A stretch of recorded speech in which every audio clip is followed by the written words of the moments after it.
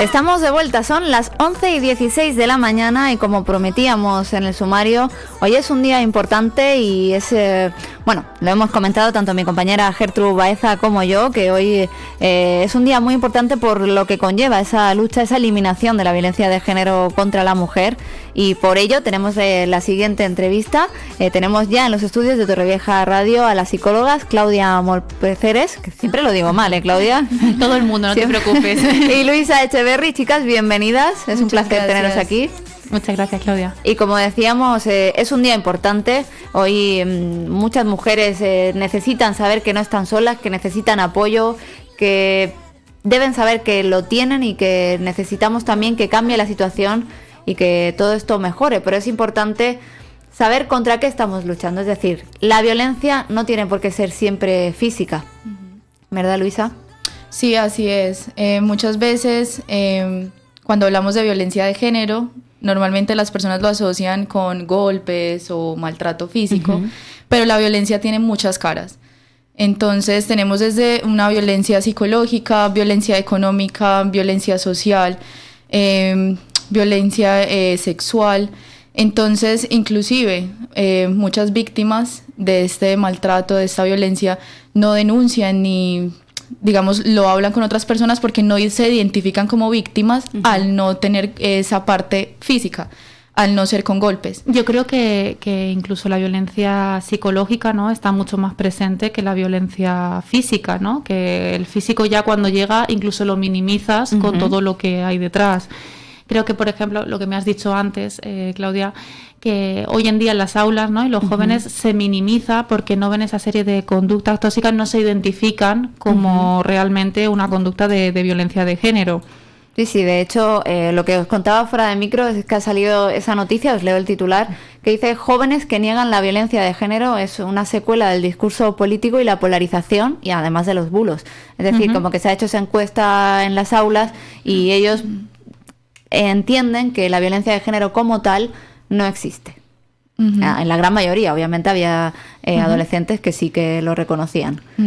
De ahí yo creo que es importante lo que comentaba Luisa también, porque decías que no es solo violencia física, sino también la psíquica o la emocional, pero esas personas no se identifican como víctimas porque no son conscientes de que eso es violencia. Exacto, no son conscientes de que es maltrato. Entonces muchas veces pensamos que el daño físico, digamos, es el peor, el que deja más secuelas, pero el impacto psicológico que trae este tipo de violencia, la violencia psicológica, es igualmente aversivo, más grave y puede ser incluso más grave porque para de hecho, la persona. Las secuelas son muy, muy relevantes en este caso. Sí, totalmente. Estamos como más alerta de lo que es una secuela física o lo que es un golpe, pero realmente las secuelas psicológicas no se ven, ¿no? Y también se mitiga mucho a lo que es la víctima, ¿no? Se tiende, desde parte del hombre, se tiende a decir, no, es que esta persona es que estaba loca, no, es que esta persona es muy tóxica. Eso, precisamente ahí quería entrar, porque recientemente, ayer y antes de ayer, publicabais desde vuestras redes sociales, desde vuestro centro también, esas alertas, esas red flags o banderas rojas con este tema. Es decir, todo esto es violencia, para dar a conocer cuáles son esas banderas rojas. Sí. ¿Podéis destacarlas aquí? Sí, lo que sucede es que lo que comentábamos un poco es que desde una universidad de México, creo, hicieron un estudio. Es de México. Es de México. Okay. Hicieron un estudio y crearon algo que se llama el violentómetro. Entonces es básicamente cómo la violencia empieza y cómo comienza a avanzar.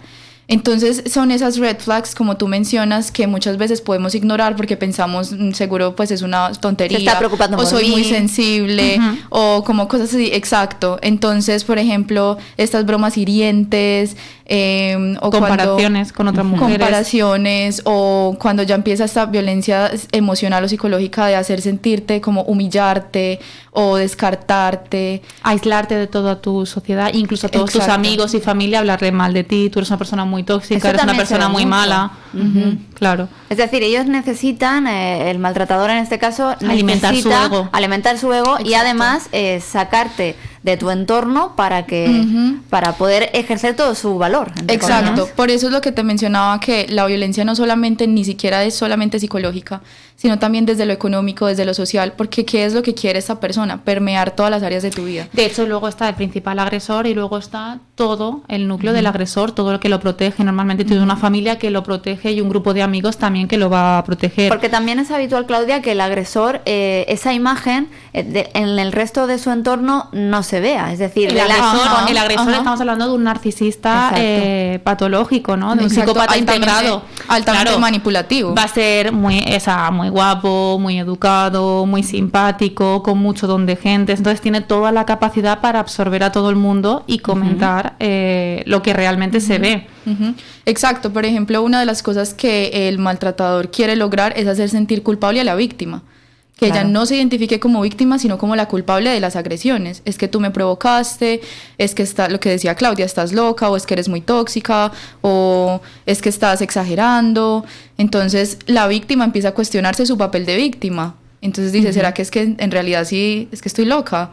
Pero realmente es toda la manipulación que lleva A la que está sometida. a la que está sometida esa persona. Exacto. Así es. Por supuesto, ya el culmen de la manipulación es, si realmente la víctima no cumple todas esas premisas, es cambiar a otra persona y hacer todo lo contrario.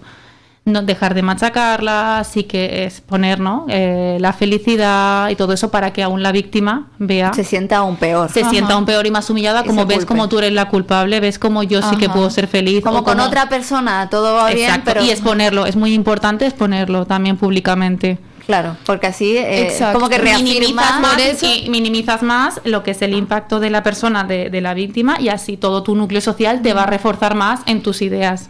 Por eso es violencia de género. Básicamente lo que significa es como todos esos actos de discriminación en la relación de poder de un hombre sobre una mujer.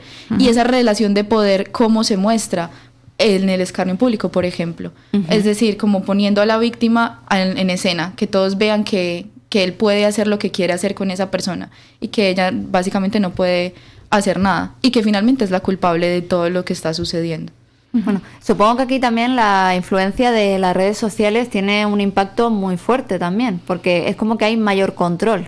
Con todo ahora, pues viendo últimas conexiones, incluso si pone una foto cómo va vestida, cuántos likes, te sigue no sé Bueno, quién, esto si también es... si puedes tenerlas.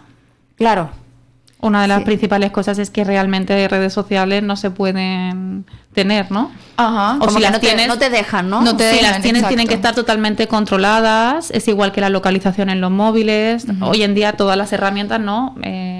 Como hemos hablado muchas veces en otras ocasiones para otros temas, a veces en vez de ayudar, pues en ciertos casos empeoran lo que es la situación. Me refiero más bien al principio, ¿no? Sobre todo, estás empezando una relación y ya empiezas a ver comportamientos que te hacen suele despertar ser- esa al alarma. principio no, esto es como ir a cazar, ¿no? Un conejito. Al principio él es la persona más maravillosa del mundo. Claro. Pues esto va muy poco a poco. Hazme caso, yo tengo razón, fíjate que te va a ir mejor, así poco a poco, hasta que tú ya lo ves como un dios y confías totalmente en su imagen. Entonces, cuando ya realmente va abusando poco a poco, tú no vas a desconfiar ni vas a ver realmente que haya un problema.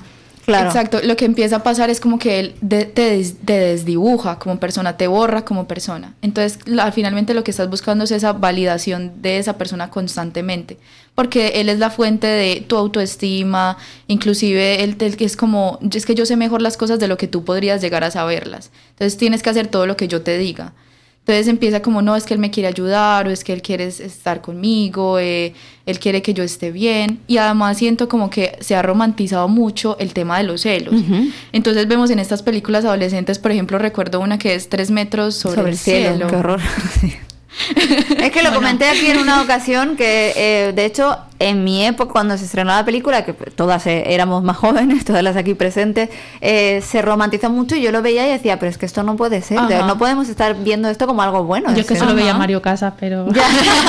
¿Ves? Yo es que Mario Casas nunca me gusta ahora, pero como actor, pero antes es que me daba No, tan pero igual. tienes 3 metros sobre el cielo, 50 sombras de de Grey, Grey, sí. Crepúsculo. Sí, por Inclusive, ejemplo. sí, que en donde se ve como algo bueno o halagador, por decirlo de alguna manera, la posesión que esa persona quiere tener sobre ti, el control que quiere tener como si fueras una propiedad.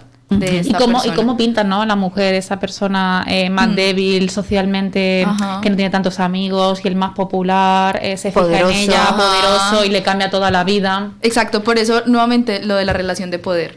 Claro, Gertrude Baeza, que también está aquí escuchando muy atentamente. Pero estoy aquí. No, te Pues vemos en cámara. La verdad que yo solamente puedo decir eso, que es una lacra que tenemos en esta sociedad, que ojalá pues se acabe que cuanto antes, pero yo creo que hay varios perfiles por historias que sabes de personas que has conocido. Por ejemplo, yo conocí a una persona de cerca donde pues fue maltratada tanto psíquica como físicamente. Y el perfil de esa persona era que tenía un problema de adicción con el alcohol. Entonces, pues bueno, pues no solamente a esa persona, sino también a su madre, ¿sabes? Y bueno, pues son cosas muy duras.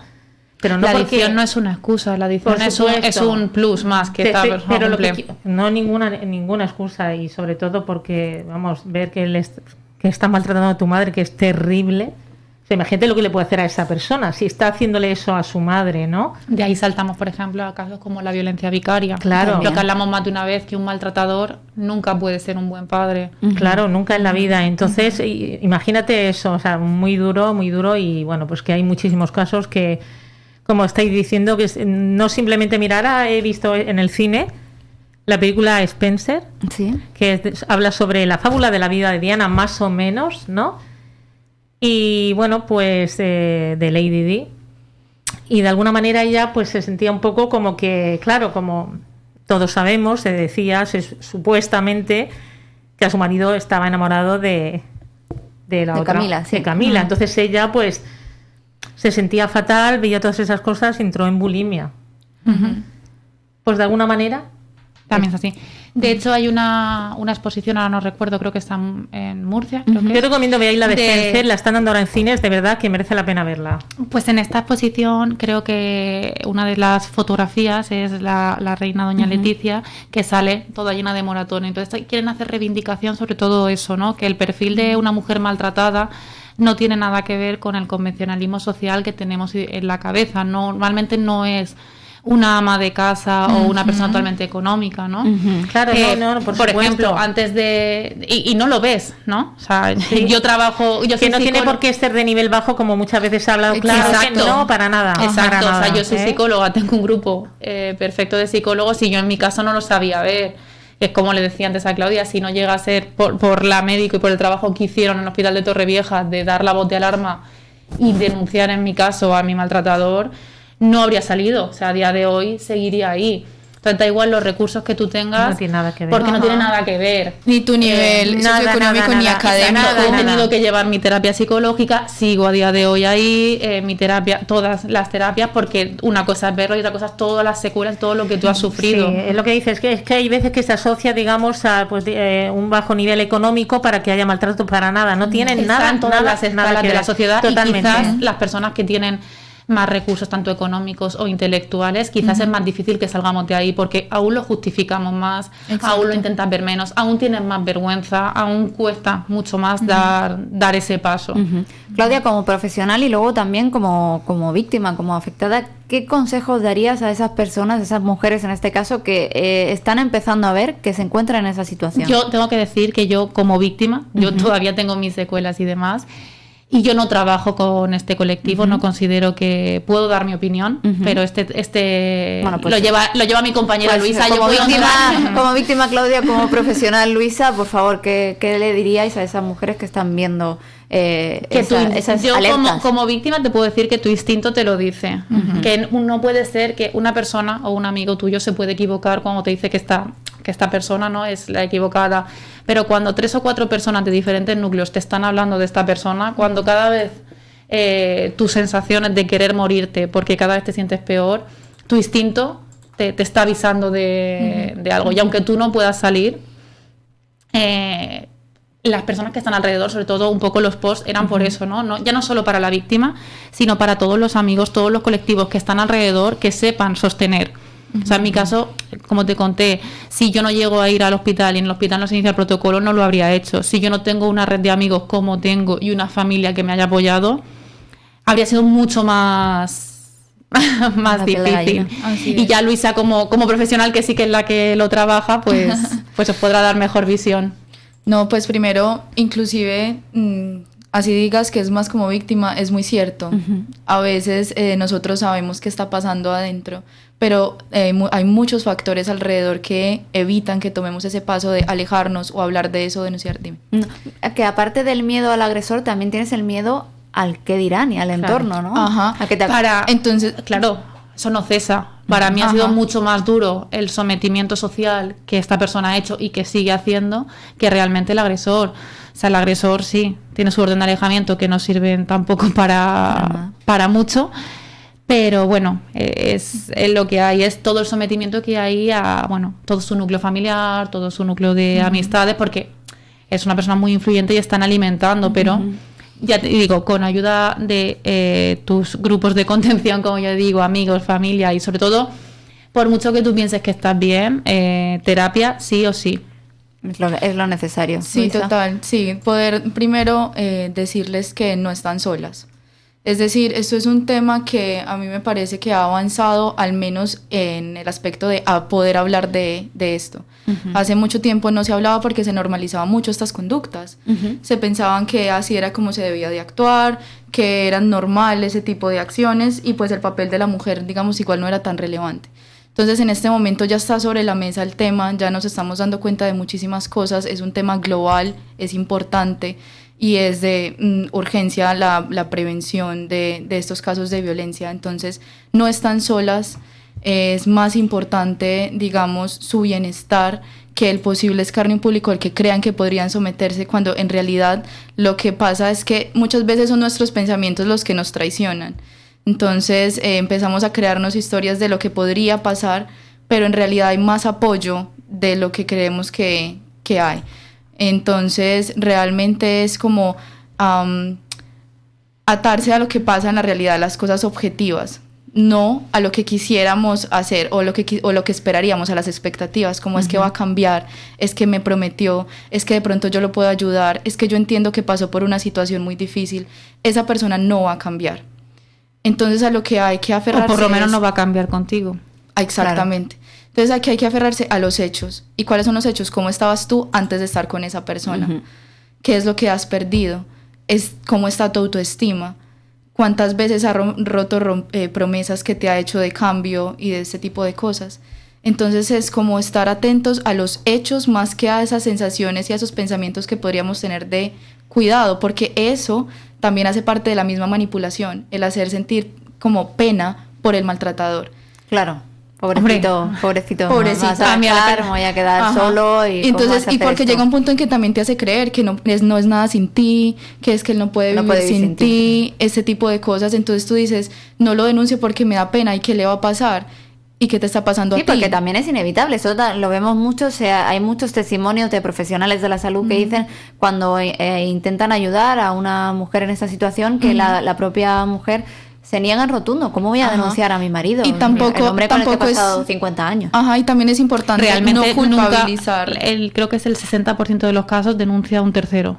Exacto. Nunca denuncia a la víctima. Estaba leyendo sobre esto hace poco y casi 40.000 casos de denuncias hubo en este primer semestre de 2021. Y 30.000 de esas 40.000 denuncias fueron hechas por policías, por el Estado. Claro. Solamente 600 fueron por las mismas víctimas.